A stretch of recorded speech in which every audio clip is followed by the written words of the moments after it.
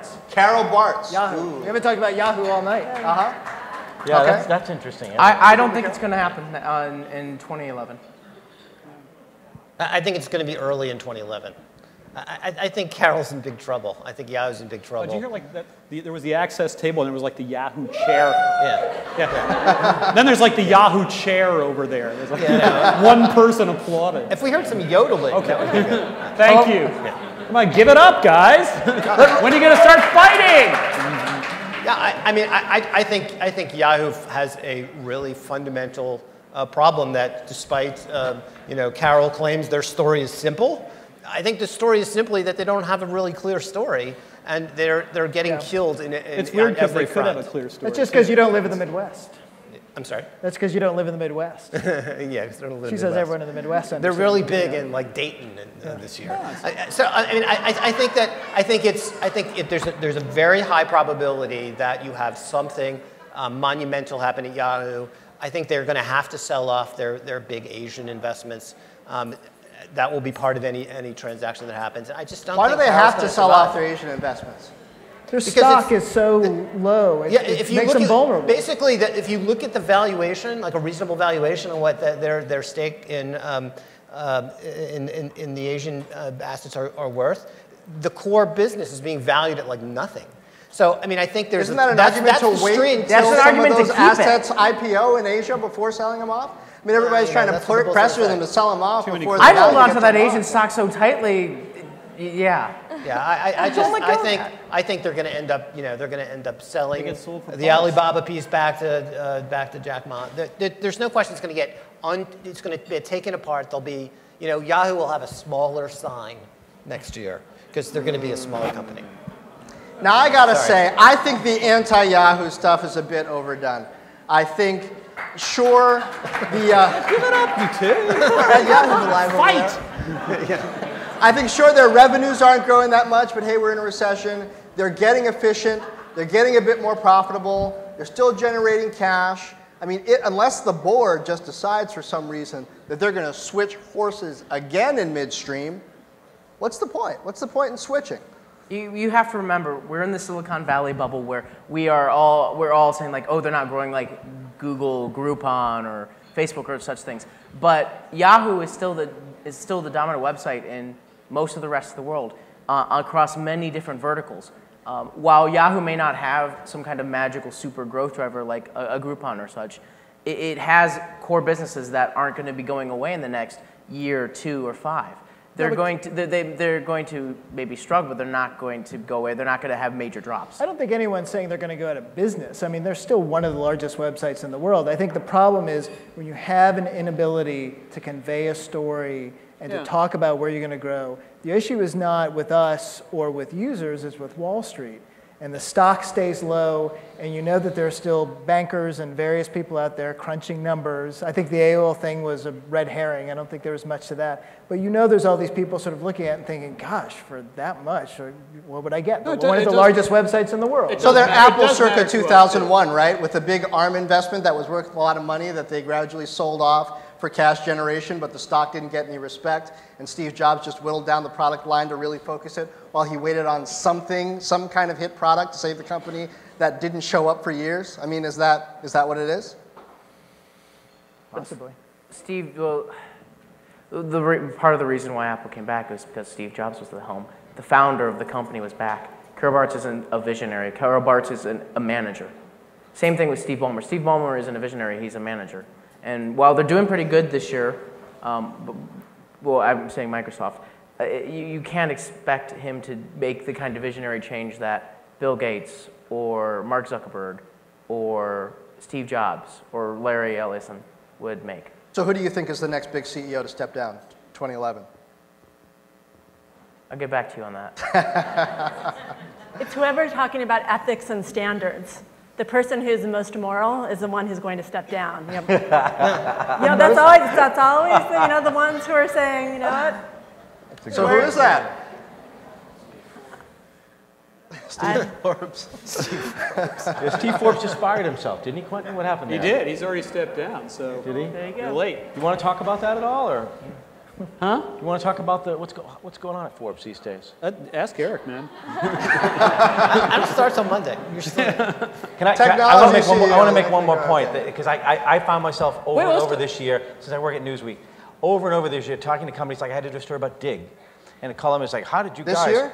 Yeah, just recently. You know, okay. How did you guys screw up so badly? Blah blah blah. But I had to preface it by saying, I realize the irony of someone from Newsweek asking you about your fucked up business, right? Now that you're with the Daily Beast, I really You think mean the like, Daily Beast Week? Yeah, exactly. Right. But honestly, I mean, and that's another huge, like the elephant in the room to me is that like our own industry, right, has been completely leveled by the internet, and we can sit here and talk about, well, Cisco should do this and blah blah, and what have we done but sit around with our thumbs up our butts, like, and let our whole industry fall apart and go like, we don't know what we're doing, right? Like, I mean, we are so inept. There is nobody in the media business right now that can claim to give anybody advice about anything. I think, you know, I mean, we're great about telling people what they should do, but honestly, I mean. No. I mean, That's the biggest applause of the night. And now, only now, after 50... Many of you depend on us, so I wouldn't applaud too much. No, they don't depend on us anymore. That's the other thing. That's why this is a joke. We're 7 clowns up here, and they don't need us anymore. They have Facebook. But, me? No, listen, they don't need the media or the press Well, you know what screwed us up? We all depended on internet advertising. But no, and every other business right. is following us down But that. listen, for 15 years, we lived with this delusion that... In the last couple of years, we started to realize that it was an illusion that, okay, our print businesses are going to go away, or our broadcast business, but we'll make up for it with this online stuff.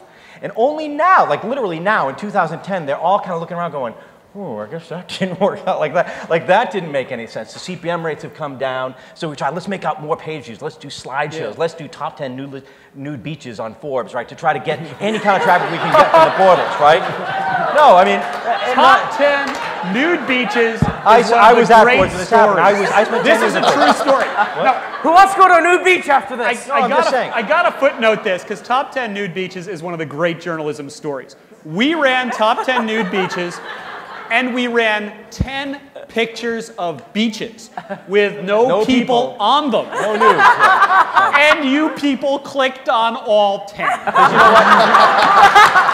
So, that's all I need to know.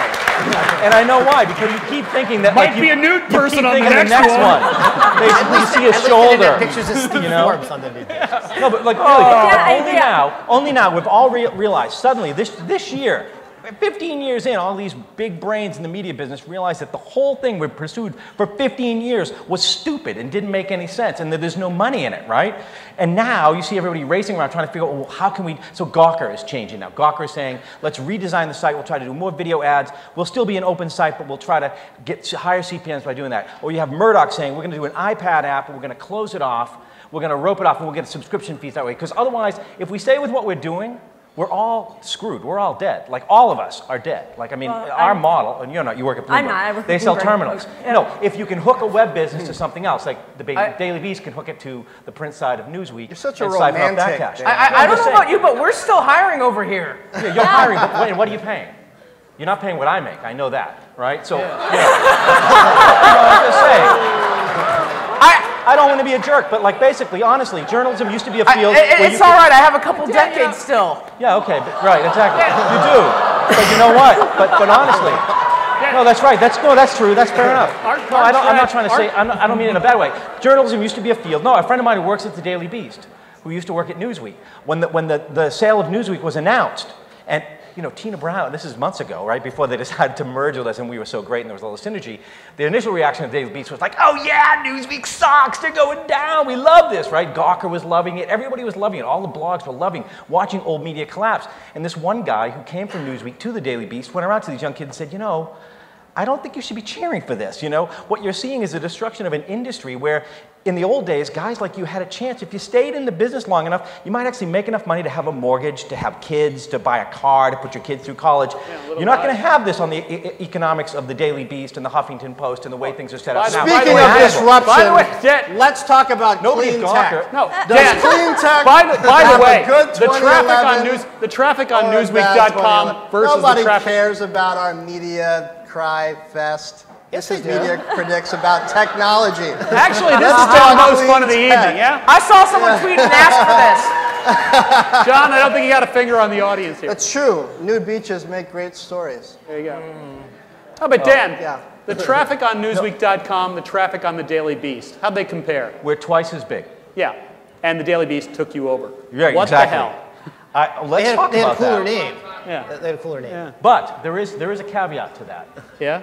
The caveat is that a great deal of Newsweek's traffic is just portal bait traffic that's coming over from, in fact, they're paying for it. So yes, they have 5 million uniques a month. Okay, fair enough, which is like, okay, it's not exactly. 5 million uniques a month. A great deal of that is just portal bait, and they're actually paying MSNBC to send them that traffic. So they're actually losing money on it. Yeah, and they generate. Here's the other statistic I find it funny. Last year in But they print. make it up on volume. No, but listen, last year in print, Newsweek had a crappy year and did $150 million in revenue. Yeah. The online division took the same stories, added more stuff to them, and made $9 million. Okay, people, indulge me. Okay. Enough media navel gazing. Now, TV guy, we you haven't don't touched care. on clean tech at all. Oh, yeah. Clean tech. Okay. Room just went wild. I'm sure they involved. I'm sure everybody loves the self-immolation of media. No, wait a minute. But I actually want to hear what you carbon folks have to say sequestration. about I I really really shit did here. want to talk about carbon sequestration.